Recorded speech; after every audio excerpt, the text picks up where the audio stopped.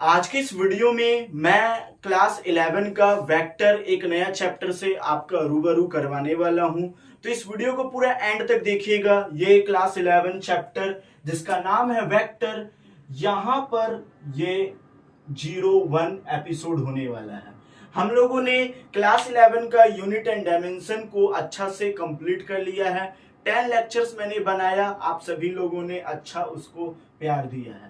इस वीडियो से वेक्टर का शुभारंभ करूंगा मैं। सबसे पहले तो वेक्टर होती क्या है, आपके मन में ये सवाल उठेगा। तो थोड़ा फ्लैशबैक में चलते हैं और पता करते हैं चैप्टर 1 के बारे में।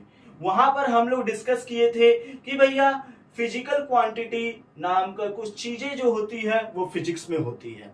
फिजिकल क्वांटिटी मतलब होता है चीजों को मेजरेबल करने के लिए जो कुछ भी आपके पास होता है वो फिजिकल क्वांटिटी कहलाता है। यानी कुछ भी चीजें जो मेजर की जा सकती है फिजिकल क्वांटिटी है। ये बेसिकली दो तरह का होता है।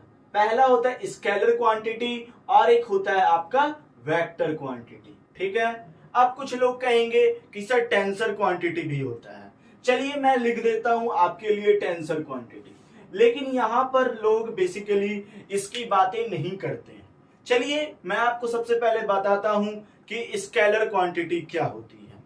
बड़ा ध्यान समझिए, जब कभी भी आप सिर्फ न्यूमेरिक वैल्यू के बारे में बात करते हैं, न्यूमेरिक वैल्यू के बारे में, और साथ में उसके यूनिट होते हैं, तो वो स्केलर क्वांटिटी कहलाती है।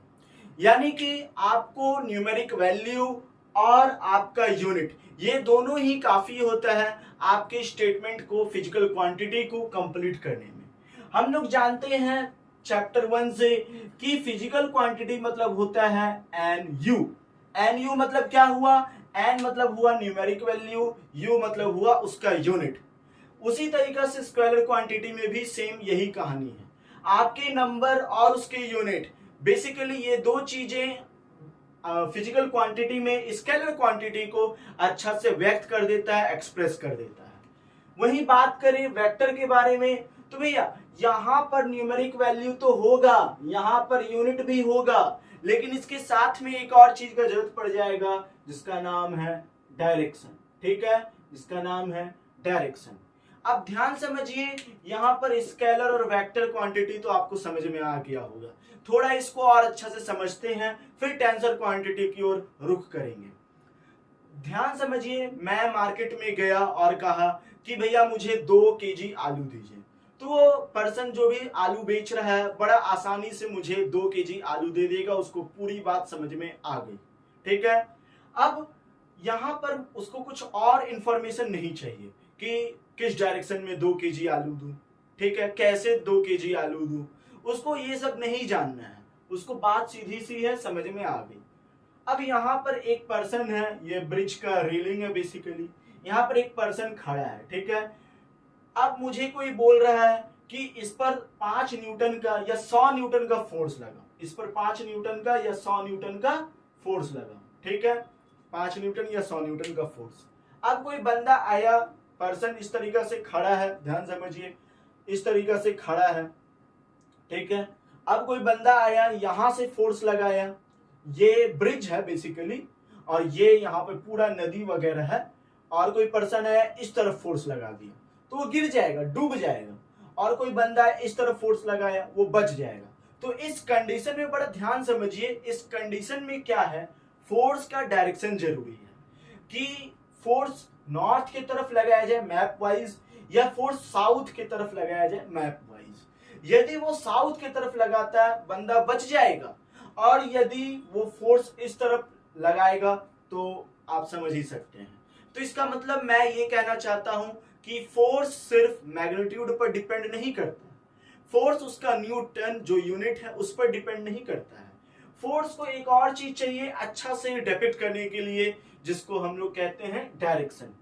बस यहीं पर जरूरत पड़ जाती है वेक्टर की। अब जरा सोचिए, उसको डायरेक्शन नहीं पता, बस उसको इंस्ट्रक्शन दिया गया, एक रोबोट है कि भैया फोर्स तुम लगा करके आ जाओ 100 न्यूटन का। अब बेचारा, ये एक मशीन है रोबोट, वो कहा मास्टर ने तो हमें फोर्स लगाने के लिए कहा है, मैं तो किसी भी डायरेक्शन में फोर्स लगा करके आऊंगा। वो फोर्स लगा दिया ऑपोजिट डायरेक्शन में, बस काम तमाम। तो यहाँ पर वेक्टर में डायरेक्शन की बहुत ज्यादा जरूरत पड़ जाती है। ठीक है, अब आप कहेंगे कि स्केलर और वेक्टर क्वांटिटी में क्या अंतर है। बड़ा ध्यान समझिए, ज्यादा कॉम्प्लिकेशन इसमें नहीं है, आप बिल्कुल आसानी से समझ जाएंगे। देखिए, स्केलर क्वांटिटी में मैंने तो आपको पहला वाला अंतर बता दिया, न्यूमेरिक वैल्यू होता है, यूनिट होता है। इसमें आपका न्यूमेरिक वैल्यू तो होता है, आपका यूनिट भी होता है, लेकिन एक और चीज आ जाता है, डायरेक्शन। ठीक है, ये होता है आपका स्केलर और वेक्टर क्वांटिटी में बेसिक अंतर। दूसरा अंतर क्या होता है, इसको एल्जेब्रिकली जोड़ दिया जाए। एल्जेब्रिकली जोड़ देना मतलब क्या हुआ सर जी? देखिए, एल्जेब्रिकली जोड़ देना मतलब हुआ, जैसे मैं कह रहा हूं कि एक थैली में मेरा 2 किलो आम है, वहीं पर मैं कह देता हूं 5 kg आम मेरे एक पर्सन का है, मतलब मेरे एक दोस्त का है। ठीक है, दोनों को ऐड कर दिया जाए, न्यूमेरिकली ऐड कर दिया जाए, 7 kg हो गया। बड़ा आसान है। लेकिन वेक्टर के कंडीशन में इस तरीके का एडिशन वर्जित है, इनवैलिड है। आप कहेंगे कैसे, ऐसा कैसे हो सकता है, किस तरीके से वेक्टर ऐसे नहीं ऐड किया जा सकता है, ये तो नई बात हो गई। जी हाँ, नई बात हो गई। ध्यान समझिए, उसको कैसे ऐड करना है, बड़ा ध्यान समझिए। अब यहां पर मान लीजिए ये एक पर्सन है जो 8 किलोमीटर या 8 मीटर इस तरफ गया, नॉर्थ की तरफ, मैप वाइज। ठीक है, और एक पर्सन गया वापस से 6 किलोमीटर नॉर्थ की तरफ। तो इसका रिजल्टेंट, एडिशन मैं नहीं मांग रहा हूं, रिजल्टेंट, या फिर आप एडिशन भी कंसिडर कर सकते हैं। ठीक है, वो कितना होगा? वो होगा 6 + 8 = 14 मीटर। वेरी गुड, आगे समझ में। अब क्या हुआ, वहीं पर एक पर्सन 8 मीटर इस तरफ गया, एक पर्सन 6 मीटर इस तरफ गया। तो उसका रिजल्टेंट कितना हुआ भैया? 8 - 6, 2 मीटर रिजल्टेंट हुआ। यही कहेंगे, रिजल्टेंट 2 मीटर हुआ। अब क्या होता है, ध्यान समझिए, एक पर्सन 8 मीटर इस तरफ गया, पहले वो गया होगा 6 मीटर इस तरफ, यानी 6 मीटर पहले ईस्ट गया, फिर वहां से 8 मीटर नॉर्थ चला गया। अब बताइए इसका रिजल्टेंट कितना होगा? उसका रिजल्टेंट होगा ये वाला। ये जो रिजल्टेंट आया ये होगा 8 + 6 = 10 मीटर। अब आप कहेंगे ये कैसे? एक पाइथागोरस थ्योरम है, 8 का स्क्वायर + 6 का स्क्वायर √अंडर, ये जो आया 6 मीटर, ये कहलाया रिजल्टेंट।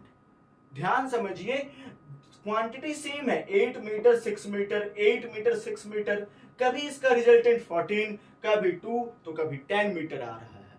यानी कि वेक्टर में नॉर्मल एडिशन नहीं होता है, एल्जेब्रिकली एडिशन नहीं होता है। वेक्टर अपना ही एक रूल फॉलो करता है, जिसको हम लोग कहते हैं vector law of addition. Vector law of addition, ठीक है, समझ में आया? ठीक है। अब बहुत लोग कहेंगे कि सर आप ऐसा कहना चाह रहे हैं कि जो कुछ भी क्वांटिटी न्यूमेरिकल वैल्यू रखता है, यूनिट रखता है, डायरेक्शन होता है, वेक्टर क्वांटिटी कहलाता है। देखिए, ये बात आधा सच है, पूरा सच क्या है ध्यान समझिए। ये सारी चीजें तो होना चाहिए, यानी कि मैं क्या कहना चाह रहा हूं, all vector quantities have numeric value, unit and direction। ठीक है, सारे की सारे वेक्टर क्वांटिटी में ये तीन चीजें आपको मिल जाएंगी, न्यूमेरिक वैल्यू, यूनिट और डायरेक्शन। ठीक है, लेकिन मैं ये नहीं कह सकता हूं कि वो सारी क्वांटिटी जिसमें न्यूमेरिक वैल्यू हो, यूनिट हो, डायरेक्शन हो, वो वेक्टर है। ऐसा बिल्कुल नहीं है, हरगिज नहीं है। एक बार फिर से मेरी बात को ध्यान समझिए, all vectors must have numeric value, unit and direction, but all the physical quantities which have numeric value, unit and direction are not said vector। ठीक है, are not vectors। तो ये बड़ा ध्यान से समझना है आपको। ठीक है, ये समझ में आया कि एक एग्जाम्पल से समझते हैं। जैसे फॉर एग्जाम्पल के लिए इलेक्ट्रिक करंट का डायरेक्शन होता है, आप सभी जानते हैं, इलेक्ट्रॉन जिस डायरेक्शन में फ्लो करता है उसके ऑपोजिट डायरेक्शन को इलेक्ट्रिक करंट का डायरेक्शन कहा जाता है। इसका यूनिट भी होता है, इसका यूनिट क्या है, एम्पियर है। ठीक है, इसका न्यूमेरिक वैल्यू भी होगा ही। ठीक है, लेकिन और इसका डायरेक्शन तो मैंने आपको बता ही दिया। क्या ये वेक्टर क्वांटिटी है? तो बहुत से लोग कहेंगे जी हाँ वेक्टर क्वांटिटी है, लेकिन मैं आपको बता दूं ये वेक्टर क्वांटिटी नहीं है। क्यों नहीं है? बड़ा ध्यान समझिए। ऐसा इसलिए क्योंकि ये एक महत्वपूर्ण नियम को फॉलो नहीं कर रहा है, वो है वेक्टर लॉ ऑफ एडिशन। कहना क्या चाहते हैं सर जी?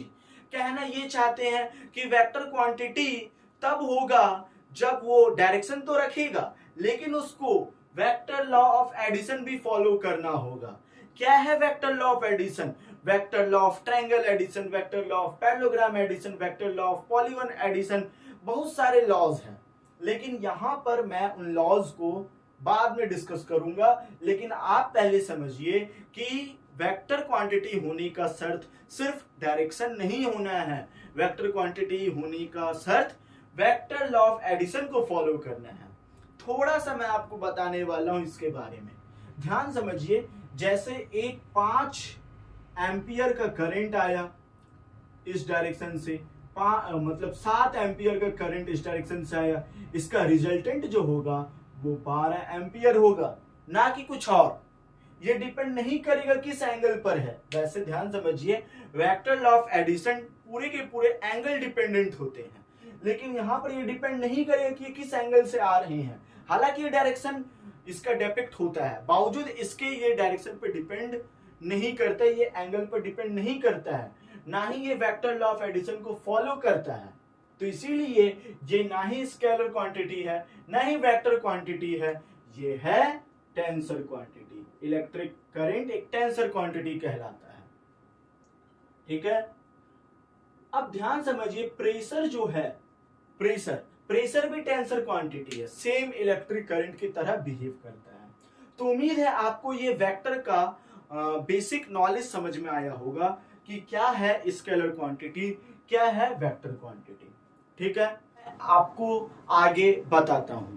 तो उम्मीद है आपने यहाँ पर जो भी इंपॉर्टेंट चीजें हैं उसको नोट डाउन कर लिया होगा। चलिए, सबसे पहले यहाँ पर आपको कुछ इंपॉर्टेंट चीजें समझ में आनी चाहिए डायरेक्शन के बारे में। डायरेक्शन के बारे में इंपॉर्टेंट चीजें क्या है? जैसे यहाँ पर नॉर्थ होता है मैप वाइज, साउथ, और यहाँ पर ईस्ट होता है, और यहाँ पर वेस्ट होता है। ठीक है, मैप वाइज। अब ध्यान समझिएगा, यदि मैं यहाँ पर इसको इस तरीका से जोड़ देता हूं तो ये डायरेक्शन कहलाता है नॉर्थ, साउथ, ईस्ट और वेस्ट। ठीक है, यदि मैं यहाँ पर ठीक 45 डिग्री पर यदि मैं इस तरीका से बना देता हूं अनदर वेक्टर, तो ये क्या कहलाएगा जानते हैं? ये कहलाएगा नॉर्थ ईस्ट। और ये क्या कहलाएगा? ये कहलाएगा नॉर्थ वेस्ट, सेम 45 डिग्री के डायरेक्शन पर। और ये क्या कहलाएगा? ये कहलाएगा 45 डिग्री के डायरेक्शन में साउथ वेस्ट। और ये क्या कहलाएगा? ये कहलाएगा 45 के डायरेक्शन में साउथ ईस्ट। तो इतने सारे चीजों को आपको ध्यान से समझना है वेक्टर के डायरेक्शन में, ये इंपॉर्टेंट चीजें होती है। अब ध्यान समझिएगा एक कहानी, जैसे कि यहां पर मैं इसको इस तरीका से लिखा हूं, तो ये क्या कहलाएगा? ये कहलाएगा 45 डिग्री नॉर्थ ऑफ ईस्ट। ठीक है, 45 डिग्री नॉर्थ ऑफ ईस्ट। ठीक है, यानी कि जब कभी भी किसी वेक्टर से कोई मतलब पर्टिकुलर एंगल लेकर के वो टिल्ट होता है, तो इसका मतलब वो जा रहा है नॉर्थ की तरफ, कहां से? ईस्ट से। तो इसीलिए हम लोग इसको कहेंगे 45 डिग्री नॉर्थ ऑफ ईस्ट। और फॉर एग्जांपल के लिए यदि मैं यहां पर इसको इस तरीके से ले जाता हूं, लेट सपोज मैं ये डायरेक्शन लेके गया और इस तरफ से लेके चला गया, मान लीजिए 55 डिग्री। ठीक है, और ये मान लीजिए आपका 55 डिग्री है, ये कहलाएगा साउथ। तो ये कहलाएगा हम लोगों का मतलब ये जा रहा है ईस्ट की तरफ। ठीक है, ये जा रहा है ईस्ट की तरफ, तो हम लोग कहेंगे 55 डिग्री ईस्ट ऑफ साउथ। ठीक है, 55 डिग्री ईस्ट ऑफ साउथ। तो उम्मीद है आपको ये कहानी समझ में आया होगा डायरेक्शन का। अब ध्यान समझिए, यहाँ एक और इंपॉर्टेंट चीज आपको बहुत अच्छा से समझना है, वो ये है कि जब कभी भी वेक्टर को इस तरीका से लिखा जाता है तो ये वेक्टर रिप्रेजेंटेशन टेक्निक होता है। ये इसको हम लोग कहते हैं हेड पार्ट, जो कि डायरेक्शन शो करता है। इसको हम लोग कहते हैं टेल पार्ट, ये मैग्नीट्यूड पूरा यहां से लेके यहां तक मैग्नीट्यूड डिपिक्ट करता है। यानी कि हमारा ये बॉडी जो है वेक्टर का, ये जितना लेंथ होगा वो उस मैग्नीट्यूड को उतना ज्यादा दिखाएगा। ठीक है, उम्मीद है आपको ये वेक्टर के बारे में अच्छा से समझ में आया होगा। यदि मैं इसको इस तरीका से लिखता हूं तो ये भी एक वेक्टर का नोटेशन का तरीका है। बेसिकली मैं यहां पर कह दे रहा हूं 5 न्यूटन वेक्टर मैं कहता हूं। तो 1 न्यूटन मान लीजिए ऐसा है, तो इसको 5 टाइम्स गुना करके मैं ऐसे लिख दूंगा, ये कहलाएगा 5 न्यूटन। ठीक है, लेकिन मान लीजिए 100 न्यूटन, तो 100 सेंटीमीटर का लेंथ पॉसिबल नहीं है। इसीलिए हम लोग क्या करते हैं, बेसिकली जो भी वेक्टर है उसके ऊपर एक छोटा सा एरो का निशान लगा देते हैं, जो बताता है कि ये एक वेक्टर क्वांटिटी है, जो पर्टिकुलर क्वांटिटी को डिपिक्ट करता है। जैसे वेक्टर ए बराबर 100 मीटर, ठीक है, या वेक्टर ए बराबर 100 मीटर पर सेकेंड, ये एक वेलोसिटी है। तो उम्मीद है आपको समझ में आया वेक्टर को किस तरीके से डिपिक्ट किया जाता है, रिप्रेजेंट किया जाता है। यदि मैं वेक्टर को इस तरीके से लिख देता हूं तो इसका मतलब है वेक्टर का मैग्नीट्यूड। वेक्टर का मैग्नीट्यूड मतलब क्या, वेक्टर का नंबर। ठीक है, वेक्टर का नंबर। जैसे फॉर एग्जांपल के लिए मैं यहाँ पे सिर्फ इसका मैग्नीट्यूड के बारे में बात कर रहा हूं, तो ये हो गया 100। ठीक है, 100। और यदि मैं वेक्टर को इस तरीका से लिखता हूं तो इसका मतलब है 100 मीटर पर सेकेंड ईस्ट। मान लीजिए 100 मीटर पर सेकेंड ईस्ट की तरफ से जा रहा है। ठीक है, और यहां पर मैं वेक्टर ए ऐसे लिख देता हूं तो इसका मतलब है सिर्फ कंप्लीट इंफॉर्मेशन। इसका मतलब है कंप्लीट इंफॉर्मेशन। और यदि मैं सिर्फ मैग्नीट्यूड पर लिखता हूं तो इसका मतलब है सिर्फ 100। ठीक है, तो उम्मीद है वेक्टर का इस नोटेशन आपको समझ में आया होगा। अब यहाँ हम लोग सबसे इंपॉर्टेंट चीज करने जा रहे हैं, वो क्या है, 2-4 क्वेश्चन। जैसे मैं आपको कह रहा हूं चलो ड्रॉ करो 55 degree let suppose south of east. ठीक है, 55 डिग्री साउथ ऑफ ईस्ट, इस वेक्टर को आपको ड्रॉ करना है। तो किस तरीके से आप ड्रॉ कर सकते हैं, इस तरीके से यहां पर आप नॉर्थ लिख दीजिए, यहां पर आप ईस्ट लिख दीजिए, यहां पर आप वेस्ट लिख दीजिए, यहां पर आप साउथ लिख दीजिए। अब साउथ ऑफ ईस्ट यानी ईस्ट से साउथ की तरफ जाना है आपको कितना, 55 डिग्री। तो ये 55 डिग्री ईस्ट से साउथ की तरफ, तो ये हो गया अनदर वेक्टर। तो इस तरीके से हम लोग शो कर सकते हैं किसी वेक्टर को। ठीक है, या फिर आप इस तरीके से भी कर सकते हैं। फॉर एग्जांपल के लिए जैसे दूसरा क्वेश्चन आप ले लीजिए, 5 newton at 65 degree north of east. ठीक है, नॉर्थ ऑफ ईस्ट। जैसे ये एक अनदर क्वेश्चन है, तो यहां पर क्या करूंगा, सबसे पहले इस तरीका का आपको कार्टेशियन बना लेना है। ये हो जाएगा आपका क्या, ये हो जाएगा आपका नॉर्थ, ये हो जाएगा आपका वेस्ट, ये हो जाएगा आपका ईस्ट, ये हो जाएगा आपका साउथ। अब क्या कह रहा है, नॉर्थ ऑफ ईस्ट यानी ईस्ट से नॉर्थ की तरफ 65 डिग्री। तो ये बना लिए हम लोग नॉर्थ की तरफ 65 डिग्री ईस्ट से, और कितना, 5 न्यूटन। तो 5 न्यूटन कैसे बनाएंगे, स्केल से नाप देंगे भाई। 1 सेंटीमीटर 5 न्यूटन शो करता है, तो 5 सेंटीमीटर आपका 5 न्यूटन शो करेगा। ठीक है, ये इसका लेंथ दिखाएगा इस वेक्टर के मैग्नीट्यूड को। तो उम्मीद है आपको ये चीजें आसानी से समझ में आया होगा। अब वेक्टर के बारे में यदि आप पढ़ रहे हैं और आने वाले बातों को नहीं समझे तो फिर आप वेक्टर के बारे में क्या ही पढ़ेंगे। उम्मीद है आप इसको नोट कर लिए होंगे। चलिए मैं इसको मिटा देता हूं जल्दी से। अब यहाँ वेक्टर के बारे में सबसे इंपॉर्टेंट चीज मैं आपको बताने वाला हूं, वो क्या है इंपॉर्टेंट चीज, ध्यान समझिए, बड़ा ध्यान समझिएगा। इंपॉर्टेंट चीज ये है, सबसे पहला इंपॉर्टेंट चीज, पैरेलल शिफ्टिंग ऑफ वेक्टर। ये क्या कहता है, ये बड़ा सिंपल सा कहानी कहता है कि वेक्टर को पैरेलली शिफ्ट किया जा सकता है। फॉर एग्जांपल के लिए मैं यहां पर एक वेक्टर बनाया, लेट सपोज ये है वेक्टर ए और ये है वेक्टर बी, ठीक है, और इसके बीच का एंगल 120 डिग्री है। अब आपसे पूछा गया कि बताइए रियल में इसके बीच में कितना एंगल है वेक्टर ए और वेक्टर बी के बीच में। तो ध्यान समझिए, पहले मैं वेक्टर ए बनाया, फिर मैं वेक्टर बी बनाया, ठीक है, फिर मैं वेक्टर बी बनाया और इसके बीच का एंगल मैं 120 डिग्री दिखाया। अब इसको मैं इस तरीका से शिफ्ट कर सकता हूं पैरेलली, मैंने शिफ्ट कर दिया पैरेलली, अभी भी ये वेक्टर बी ही है, ठीक है। अब ये दोनों के बीच में जो एंगल रहेगा वो 60 डिग्री है, यानी ए और बी के बीच में 120 नहीं 60 डिग्री एंगल था। तो ये समझ में आया, यानी वेक्टर को हम लोग इस तरीका से, मतलब ऐसे है तो इसको इस तरीके से पैरेलली शिफ्ट किया जा सकता है। इसको वेक्टर का पैरेलल शिफ्टिंग ऑफ वेक्टर कहा जाता है। ये सबसे इंपॉर्टेंट रूल है। दूसरा रूल क्या कहता है कि जब कभी भी वेक्टर का आप एंगल निकालना चाह रहे हैं, जब कभी भी आप वेक्टर का एंगल निकालना चाह रहे हैं, आपको वेक्टर का टेल टू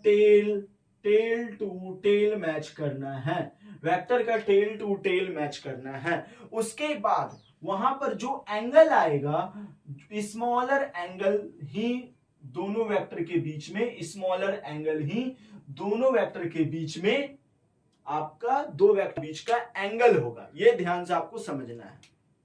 तो टेल टू टेल जो वेक्टर जोड़ा जाएगा वही वेक्टर हम लोग कंसीडर करेंगे और स्मॉलर एंगल हमेशा लेना है। इसका मतलब कहना क्या चाहते हैं, कहना ये चाहते हैं कि दो वेक्टर के बीच में हमेशा जो एंगल रहेगा वो 0 से 180 डिग्री के बीच में रहेगा, 0 टू 180 डिग्री के बीच में वो एंगल रहेगा। जैसे फॉर एग्जांपल के लिए यहां पर मैं एक क्वेश्चन आपको देता हूं, बताता हूं कि ये मान लीजिए 300 डिग्री है और ये वेक्टर ए हो गया हमारा और ये वेक्टर बी हो गया हमारा। बताइए दोनों के बीच में क्या एंगल है। ध्यान समझिए, सबसे पहले तो आपको ये जो एंगल लेना है वो हमेशा टेल टू टेल जुड़ा है कि नहीं वो देखना है।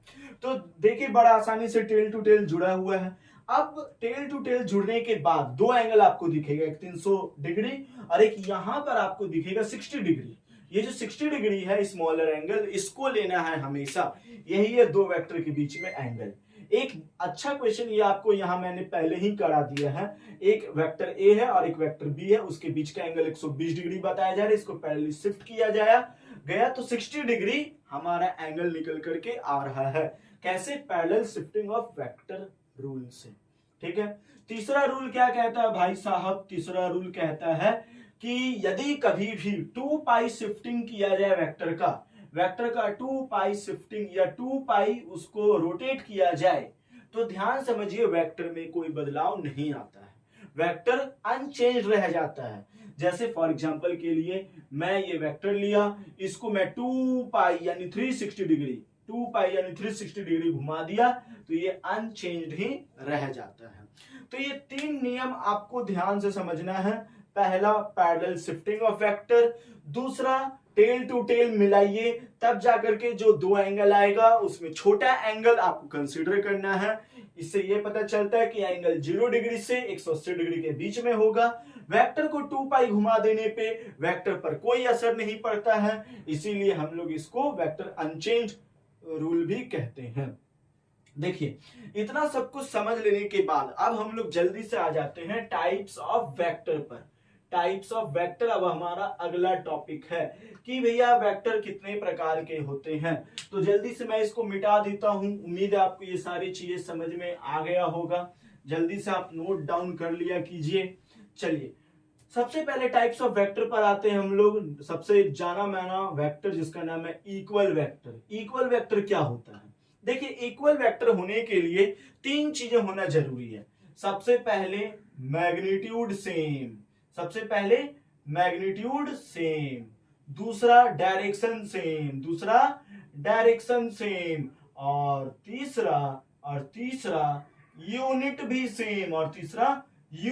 सेम। ये तीन कंडीशन जिसमें आपको दिख गया भैया वो इक्वल वेक्टर है। जैसे फॉर एग्जांपल के लिए मैं यहां पर बनाया 5 न्यूटन ईस्ट, तो ये क्या है? ये है वेक्टर जो कि ईस्ट की ओर जा रहा है। अब मैं बनाया सेम वेक्टर जो कि है 5 न्यूटन, वो भी डायरेक्शन भी सेम है ईस्ट, ठीक है। ये दो वेक्टर है, ये मान लीजिए ए है और ये मान लीजिए बी है, magnitude same, direction same, unit same, तो यानी आप कह सकते हैं vector A equal to vector B, इसी को हम लोग वेक्टर इक्वल वेक्टर कहते हैं। दूसरा आता है negative of vector. Negative of vector क्या होता है, बड़ा ध्यान से समझिए। नेगेटिव ऑफ वेक्टर कुछ और नहीं, इसके लिए क्या होना चाहिए, ध्यान समझिए। सबसे पहला तो मैग्नीट्यूड तो सेम होना चाहिए, दूसरा यूनिट भी सेम होना चाहिए, लेकिन डायरेक्शन अलग होना चाहिए, डायरेक्शन ऑपोजिट होना चाहिए, इसी को हम लोग कहते हैं negative of vector. For example के लिए 5 न्यूटन ईस्ट तो है, 5 न्यूटन ईस्ट, लेकिन यदि यही 5 न्यूटन वेस्ट हो जाए तो हम लोग कहेंगे कि वेक्टर ए और वेक्टर बी एक दूसरे के नेगेटिव है, यानी वेक्टर ए का नेगेटिव वेक्टर बी है। समझ में आया, कोई दिक्कत? इक्वल वेक्टर नेगेटिव वेक्टर किसको कहते हैं, कोई दिक्कत आपको? ठीक है। अब हम लोग को समझना है तीसरा चीज, वो है पैरेलल वेक्टर। ध्यान समझिए, पैरेलल वेक्टर का क्या कंडीशन है। देखिए मैं ये बना दूंगा, आपको समझ में आ जाएगा 0 डिग्री। यानी कि पैरेलल वेक्टर तब कहलाएगा जब सेम वेक्टर जा रहे हैं एक ही डायरेक्शन में और 0 डिग्री के एंगल बना रहे हैं, इसको हम लोग पैरेलल वेक्टर कहते हैं। कोई दिक्कत? पैरेलल वेक्टर में आपके मैग्नीट्यूड दोनों सेम होने चाहिए, यूनिट दोनों सेम होने चाहिए, एंगल 0 डिग्री होना चाहिए। यदि दोनों एक ऐसे जा रहे हैं तो इसको हम लोग कहेंगे भैया वो पैरेलल वेक्टर है।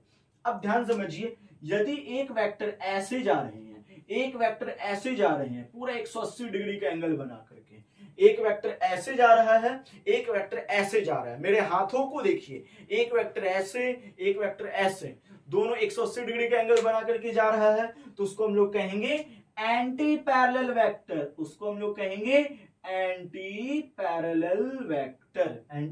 वेक्टर, ठीक है। अब अगला आता है चौथा क्या होता है? चौथा होता है कोलिनियर एंड कोप्लानर वेक्टर। ये कोलिनियर वेक्टर क्या होता है? जैसे ध्यान समझिए, ये हमारा रेलगाड़ी छुक छुक छुक छुक छुक छुक छुक छुक छुक छुक एक सीधा लाइन है, इसी लाइन पर बहुत सारे वेक्टर, 3 वेक्टर है, और ये तीनों वेक्टर यदि एक ही लाइन पर है तो इसको हम लोग कहेंगे collinear vector A, vector B, vector C, ये तो तीनों एक ही लाइन पर है, इसीलिए हम लोग इसको कहेंगे कि भैया ये तो कोलिनियर वेक्टर है। कोप्लानर वेक्टर क्या होता है, ध्यान समझिए, कोप्लानर वेक्टर क्या होता है। जैसे ये हमारा एक बोर्ड है, जैसे क्या है ही, ये बोर्ड पर यदि वेक्टर ड्रॉ किए जा रहे हैं तो ये कोप्लानर वेक्टर कहलाएंगे। यानी कोई भी वेक्टर प्लेन से बाहर नहीं है या प्लेन के अंदर नहीं है, सारे के सारे वेक्टर प्लेन पर ही हैं, इसीलिए इसको हम लोग कहीं प्लेन, कहीं आप ये नहीं ना समझ रहे हेलीकॉप्टर, वो नहीं, प्लेन मतलब बेसिकली एक उसको क्या बोलते हैं, सपाट जगह, ठीक है, एक सपाट जगह, एक सरफेस, ठीक है, एक ही प्लेन पर है, तो उसको हम लोग कहेंगे कि वो कोप्लानर वेक्टर है। एक बात याद रखिएगा, दो वेक्टर हमेशा कोप्लानर होते हैं, लेकिन 3 वेक्टर कोप्लानर हो भी सकते हैं और कोप्लानर नहीं भी हो सकते हैं। 2 vectors always coplanar, but 3 vectors may be और मे नॉट बी कोप्लानर, ठीक है। जैसे फॉर एग्जांपल के लिए ये सारी चीजें मैं बना लिया, ठीक है, ध्यान समझिए। जैसे ये 3 वेक्टर जो है ये एक ही प्लेन पर है, ठीक है, इसलिए कोप्लानर। अब 3 वेक्टर कुछ इस तरीके से ये प्लेन के बाहर है, तो ये कोप्लानर कहां से हुआ? तो उम्मीद है आपको ये समझ में आया होगा, कोलिनियर और कोप्लानर वेक्टर, ठीक है। अब 5वां चीज हम लोग समझने वाले हैं जिसका नाम है कॉनकरेंट वेक्टर, कॉनकरेंट वेक्टर। आप इन सारी चीजों को अच्छा से नोट डाउन करते रहिए, हम लोग चीजों को मिटाते रहेंगे। ठीक है, अगला है हम लोग का कॉनकरेंट वेक्टर। कॉनकरेंट वेक्टर, कॉनकरेंट वेक्टर किस चिड़िया का नाम है, ध्यान समझिए। जब किसी एक पॉइंट से मल्टीपल वेक्टर ओरिजिनेट हो जाए, जब एक वेक्टर से एक पॉइंट से मल्टीपल वेक्टर ओरिजिनेट हो जाए तो उसको हम लोग कॉनकरेंट वेक्टर कहते हैं, ध्यान समझिए। या फिर ये वेक्टर है, ये वेक्टर है, ये वेक्टर है, ये वेक्टर है, ये सभी चीजें का line of action, line of action, line of action किसी एक पॉइंट से ऑरिजिनेट होता हुआ दिखे या इंटरसेक्ट करता हुआ दिखे तो वो कहलाता है कॉनकरेंट वेक्टर। ठीक है, या फिर बहुत सारे वेक्टर एक ही पॉइंट पर इंटरसेक्ट करते हुए दिखे तो वो कहलाते हैं कॉनकरेंट वेक्टर। ठीक है, ये समझ में आया आपको ये सारी चीजें क्या होता है। अब मोस्ट इंपॉर्टेंट चीज हम लोग पढ़ने वाले हैं, यूनिट वेक्टर। ये यूनिट वेक्टर क्या होता है, पहले तो ये ध्यान समझिए। ये यूनिट वेक्टर मतलब होता है जिसका मैग्नीट्यूड 1 हो, यूनिटी हो, उसको यूनिट वेक्टर कहा जाता है। कोई दिक्कत, जैसे फॉर एग्जांपल के लिए कोई भी वेक्टर जिसका न्यूमेरिकल वैल्यू मैग्नीट्यूड 1 हो उसको यूनिट वेक्टर कहते हैं। इसका यूज सिर्फ और सिर्फ टू प्रोवाइड डायरेक्शन। ये मतलब किसी भी वेक्टर को डायरेक्शन प्रोवाइड करने के लिए यूज किया जाता है। यूनिट वेक्टर को इस तरीके से डिपिक्ट किया जाता है ए कैप से। इसको हम लोग इस तरीके से लिखते हैं, vector A divided by vector A का मैग्नीट्यूड, ये कहलाता है यूनिट वेक्टर। ठीक है, समझ में आया। चलिए अगला आता है 7वां नंबर, सबसे इंपॉर्टेंट चीज वो है जीरो वेक्टर। ये या फिर इसको नल वेक्टर, नल वेक्टर नहीं नल वेक्टर। ठीक है, नल वेक्टर नहीं नल वेक्टर। ये जीरो वेक्टर क्या होता है, जिसका मैग्नीट्यूड 0 होता है। इसका डायरेक्शन कोई भी हो सकता है, इसका डायरेक्शन कोई भी, यानी आर्बिट्रेरी, इसका डायरेक्शन कोई भी हो सकता है, कोई भी 0 है तो कोई भी डायरेक्शन ले सकते हैं। इसी के साथ अब हम लोग आते हैं अगला वेक्टर डिस्कस करने के लिए। चलिए, उम्मीद है मैं इसको मिटा दूं, आपने ये सारी चीजों को नोट डाउन कर लिया होगा। एक इंपॉर्टेंट वेक्टर बच गया है जिसका नाम है, सबसे इंपॉर्टेंट चीज जो कहलाता है, कितना नंबर आप काउंट कर लीजिएगा, orthogonal vector. Orthogonal vector, orthogonal vector बहुत इंपॉर्टेंट है। ये ऑर्थोगोनल वेक्टर क्या कहलाता है, देखिए कभी भी आपने कार्टेशियन सिस्टम के बारे में पढ़ा होगा, वहां आपने पढ़ा कि इस डायरेक्शन को x कहते हैं, इस डायरेक्शन को y कहते हैं, इस डायरेक्शन को z कहते हैं। ये कार्टेशियन सिस्टम का 3D रिप्रेजेंटेशन है। यहां पर इसको हम लोग i कैप, यहां हम लोग इसको j कैप और यहां हम लोग k कैप दिखाते हैं। i कैप किस तरीके से डिनोट होगा, i कैप डिनोट होगा x का वेक्टर और x वेक्टर का मैग्नीट्यूड से। j किस तरीके से दिखाई देगा, j दिखाई देगा x, मतलब j किसका है, j है y और y का मैग्नीट्यूड। k क्या है भाया, k है किसका, z का, z है आपका k कैप। ठीक है, z बाई z का मैग्नीट्यूड। ठीक है, अब हम लोग x वेक्टर को किस तरीके से दिखा सकते हैं, मैग्नीट्यूड और i कैप इस तरीके से दिखाते हैं। तो ये कहलाता है राइट हैंडेड में जो दिखा सके, इसको हम लोग ऑर्थोगोनल वेक्टर कहते हैं। ये सभी चीजें यूनिट वेक्टर के लिए मतलब यूनिट वेक्टर मदद से दिखाया जा रहा है और x वेक्टर इस तरीके से शो किया जा सकता है, उसी तरीके से y और z, इसको ऑर्थोगोनल वेक्टर कहते हैं। एक आता है एक्सियल वेक्टर, एक आता है एक्सियल वेक्टर। ये एक्सियल वेक्टर किस चिड़िया का नाम है, जैसे कोई वस्तु इस तरीका से रोटेट कर रही है, जैसे कोई वस्तु इस तरीका से एंटी क्लॉकवाइज डायरेक्शन में रोटेट कर रही है। ठीक है, एंटी क्लॉकवाइज डायरेक्शन में रोटेट कर रही है, तो ये वेक्टर जो है ये कहलाएगा एक्सियल वेक्टर। एक्सियल वेक्टर मतलब रोटेशन इफेक्ट को शो करे उसको हम लोग एक्सियल वेक्टर कहते हैं, वेक्टर कहते हैं। ठीक है, समझ में आया आपको? चलिए, अब इतना सब कुछ समझने के बाद, वेक्टर के टाइप्स को समझने के बाद कुछ कुछ इंपॉर्टेंट चीजें आपको ध्यान से समझनी है, वो है मैग्नीट्यूड ऑफ वेक्टर। बड़ा ध्यान समझिए, आज हम लोग समझेंगे magnitude of vector. Magnitude of vector क्या होता है? मैग्नीट्यूड ऑफ वेक्टर,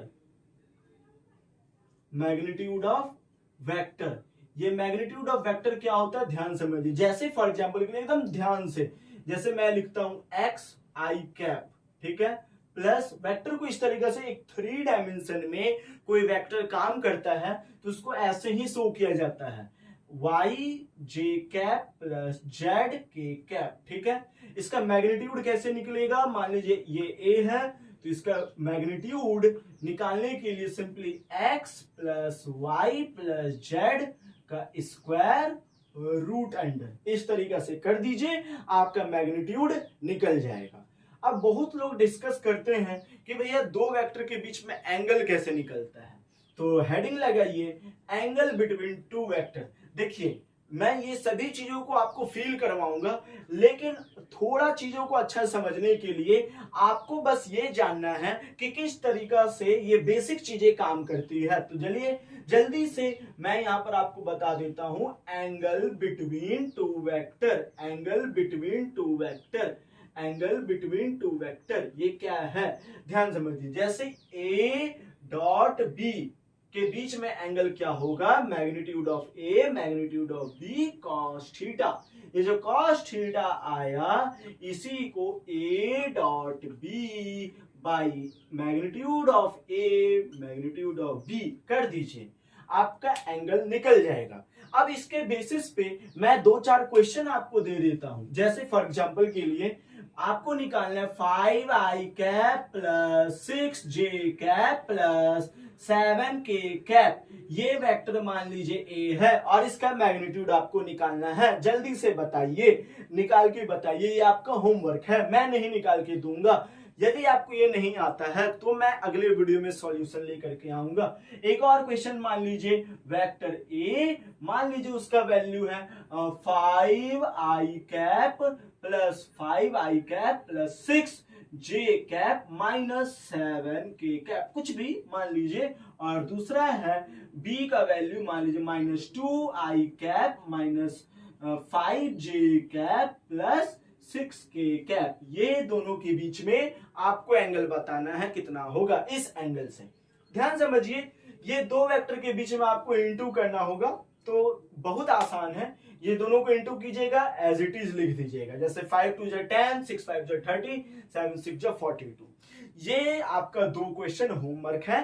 तब तक के लिए क्वेश्चन सॉल्व करते रहिए, और यदि कोई कॉन्सेप्ट समझ में नहीं आता तो नीचे कमेंट कीजिए, मैं उसको अच्छा से आपको एक्सप्लेन करूंगा अगली वीडियो में।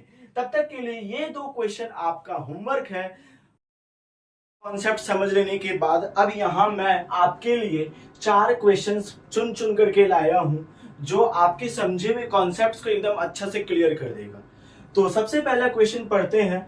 कह रहा है देयर आर 2 फोर्स वेक्टर्स, एक है 5 न्यूटन का, एक है 12 न्यूटन का। कह रहे किस एंगल पर रखा जाए कि रिस्पेक्टिवली 17 न्यूटन, 7 न्यूटन और 13 न्यूटन का आपको रिजल्टेंट फोर्स मिले।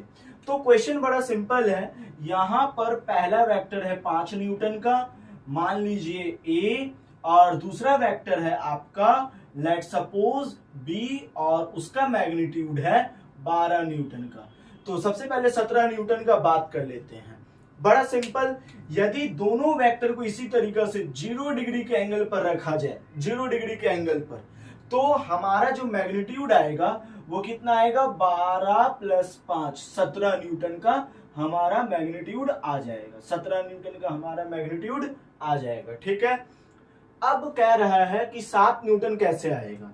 तो बड़ा सिंपल है, जैसे फॉर एग्जांपल के लिए यहां पर मैं क्या करता हूं, 12 न्यूटन का फोर्स मैं इधर लगा देता हूं, ये रहा ए वेक्टर, और इस तरफ से मैं 5 न्यूटन का फोर्स लगा देता हूं बी वेक्टर। तो ये 180 डिग्री का एंगल बना रहा है, और इसका रिजल्टेंट जो होगा वो ऑपोजिट में है, तो रिजल्टेंट होगा 12 माइनस 5 7 न्यूटन का। ठीक है, अब तीसरा कह रहा है किस तरीका से रखा जाए कि 13 न्यूटन रिजल्टेंट वेक्टर आए। तो इसके लिए क्या करना होगा, 5 न्यूटन या 12 न्यूटन इधर हम लोगों ने बना दिया, 5 न्यूटन इधर बना लिया, और 90 डिग्री पर रखने पर 12 और 5 13 न्यूटन पाइथागोरस थ्योरम से हमारा आंसर आ जाएगा। यानी पहला होगा हमारा 0 डिग्री, दूसरा होगा 180 डिग्री और तीसरा होगा 90 डिग्री। तो उम्मीद है आपको ये क्वेश्चन समझ में आया होगा। तो जगह का अभाव के कारण मैं क्या करता हूं, ये फर्स्ट क्वेश्चन को मिटा देता हूं। ठीक है, जैसे जैसे क्वेश्चन होते जाएगा मैं क्वेश्चन मिटाते जाता हूं। ठीक है, और ये हमारा सॉल्यूशन भी मिट गया। तो पहला क्वेश्चन आपको समझ में आया होगा। अब दूसरा क्वेश्चन क्या है, given that a plus B plus C equal to 0, मतलब 3 वेक्टर है जिसका रिजल्टेंट 0 है। ठीक है, out of 3 vectors 2 are equal in magnitude, यानी 2 वेक्टर इक्वल है। मान लीजिए let a vector equal to b vector equal to x, वो दोनों इक्वल इन मैग्नीट्यूड है, and the third vector is √2 times that of either of the 2 vectors, और जो third vector है वो √2 टाइम्स ऑफ x है। ठीक है, equal magnitude, then the angle between them is, तो कह रहा है सभी के बीच में एंगल बताए, ए बी बी सी ए सी के बीच में एंगल आपको बताना है। अब यहाँ ध्यान से समझिए एक कॉन्सेप्ट को, जैसे मैं यहाँ पर ले लेता हूं लेट सपोज ए, और यहाँ पर मैं ले लेता हूं ये राइट एंगल ट्रायंगल ए, और यदि मैं इसका रिजल्टेंट निकालता हूं तो ये कहलाएगा बी। तो बी मैं कैसे निकाल सकता हूं, पाइथागोरस थ्योरम से ए स्क्वायर यानी आ जाएगा 2a², यानी आ जाएगा 2√a, यानी कि ऐसा राइट एंगल ट्रायंगल में ही होता है। क्या होता है कि यदि 2 मैग्नीट्यूड सेम है तो इस कंडीशन में क्या होता है, जो तीसरा मैग्नीट्यूड होता है रिजल्टेंट, वो आपका मतलब जो ये होता है ये मैग्नीट्यूड, वो आपका √2 टाइम्स ज्यादा पावरफुल होता है। ठीक है, तो √2 टाइम्स ज्यादा मैग्नीट्यूड का होता है आपका। तो ये समझ में आया, इसका मतलब क्या है, ये एक राइट एंगल ट्रायंगल होगा, ये समझ में आया। तो अब मैं क्या करता हूं, इसको मैं वेक्टर ए मान लेता हूं, इसको मैं वेक्टर बी मान लेता हूं, और ये जो है ये हमारा वेक्टर सी है। ठीक है, इसके बीच का एंगल आप कुछ भी मान लीजिए, लेट सपोज मैं इसके बीच का एंगल मान लेता हूं ए, मैं इसके बीच का एंगल मान लेता हूं लेट सपोज सी, मैं इसके बीच का एंगल मान लेता हूं लेट सपोज ए, इसके बीच का बी, इसके बीच का सी। ठीक है, समझ में आ रहा होगा, कोई भी कुछ भी आप मान सकते हैं। तो ये बेसिकली आपका कितना है, ये है 90 डिग्री, ये तो समझ में आ रहा है। यानी ये जो एंगल आ रहा है ये 90 डिग्री आ रहा है, पहला एंगल आ गया। वेक्टर ए और इस वेक्टर बी के बीच में जो एंगल बन रहा है, इसको पैरेलली इस तरीके से शिफ्ट किया जाए तो 90 डिग्री बन रहा है। ये आपको आया समझ में, ठीक है। अब दूसरा यहाँ पर आप देख सकते हैं ये दोनों मैग्नीट्यूड बराबर है, ये दोनों लेंथ वाइज भी बराबर होंगे, तो बेसिक ज्योमेट्री से मैं कह सकता हूं ये और ये बराबर होगा। भाई आपने पढ़ा होगा कि जब कभी भी एक आइसोसेलेस ट्रायंगल में ये दोनों जब बराबर हो जाते तो इसके बेस के एंगल भी बराबर होते हैं। तो यहां पर मैं इसको 45 मान लूंगा और इसको मैं 45 मान लूंगा। ये 45 तो भैया ये 135 होगा, ठीक है, ये 45 तो ये भी 135 होगा। यानी एंगल जो है वो हमारा 90 है, 135 है और 135 है। मैं अच्छा से नहीं मतलब इसको सॉल्यूट कर रहा हूं, मैं सॉल्व नहीं कर रहा हूं। आपको बेसिकली क्या करना है, एकदम नोट्स लेकर के बढ़िया से चीजों को बनाना है, सॉल्व करना है। तो हम लोगों ने दूसरा क्वेश्चन भी अच्छा से सॉल्व कर लिया। चलिए मैं क्वेश्चन भी मिटा देता हूं और जल्दी जल्दी सारे क्वेश्चंस लिख लिया कीजिए, ठीक है, क्योंकि मैं ढेर सारा क्वेश्चन आपको चाहता हूं कराना। तो जल्दी जल्दी आप लिख लीजिए सारे क्वेश्चंस को। चलिए अब यहां पर हमारा पहला क्वेश्चन, दूसरा क्वेश्चन हो गया और एक शायद एक और क्वेश्चन मिट गया है हमारा, एक और क्वेश्चन मिट गया है, ठीक है, कोई बात नहीं, वो क्वेश्चन मुझे याद है। क्वेश्चन क्या है, क्वेश्चन ये है कि भैया आप रिवर्स करके वीडियो को देख लीजिएगा, वापस पीछे जा करके, बैक जा करके, वहां पर कहा जा रहा है कि दो वेक्टर है, ठीक है, दो यूनिट वेक्टर है जिसका सम भी यूनिट वेक्टर है, ठीक है, तो आपको उसका डिफरेंस बताना है। ठीक है, ये बताया जा रहा है बेसिकली। तो मान लीजिए ये एक यूनिट वेक्टर हो गया, एक दूसरा यूनिट वेक्टर हो गया, और उसका सम मान लीजिए s हो गया, कोई दिक्कत, n सफिक्स s हो गया। तो यहां पर क्या कहा जा रहा है कि वेक्टर s जो है वो आपका क्या है, n वेक्टर 1 n वेक्टर 2 है। तो दोनों का सम यदि निकाला जाए और उसका स्क्वायर किया जाए तो इसका यूनिट वेक्टर 1 होता है, मालूम है, और इसका स्क्वायर करेंगे तो क्या आ जाएगा, n1 का स्क्वायर प्लस n2 का स्क्वायर, और ये आ जाएगा आपका plus 2n1 n2 cos theta, ये आ जाएगा। ठीक है, समझ में आ रहा है किस तरीके से इसका स्क्वायर निकाल करके सम किया जा रहा है। ये थीटा क्या है, दो वेक्टर के बीच में एंगल, ये फॉर्मूला होता है, आपको दिमाग में रखना है, इसके बारे में आपको बताऊंगा। लेकिन स्क्वायर करने पे उसका सम इस तरीके से रिजल्टेंट निकलता है, 1, इसका भी हो गया वैल्यू 1 यूनिट वेक्टर 1 प्लस 2, ये यूनिट 1 1 ही हो गया cos थीटा। तो यहाँ पे ये 1 गया, यहाँ आ गया -1 और ये 2 इधर आ गया, यानी cos थीटा बराबर 1। तो थीटा बराबर क्लियरली -120 डिग्री दिख रहा है, -120 डिग्री दिख रहा है। अब हम लोग को इसका डिफरेंस मांगा था, तो डिफरेंस निकालने के लिए क्या करना होगा, डिफरेंस निकालने के लिए simply n1 vector minus n2 vector निकाल देना होगा, यानी n1 का स्क्वायर प्लस n2 का square minus 2n1 n2 cos theta. ठीक है, ये होता है हमारा। तो बेसिकली हम लोग क्या करेंगे, ये 1 हो गया, ये 1 हो गया, -2, और ये तो 1 हो ही गया, और cos थीटा का वैल्यू है -1/2। ठीक है, तो ये हमारा क्या हो जाएगा, 112 माइनस कितना हो गया, ये 2 गया, 112 माइनस कितना हो गया, माइनस प्लस 3। ठीक है,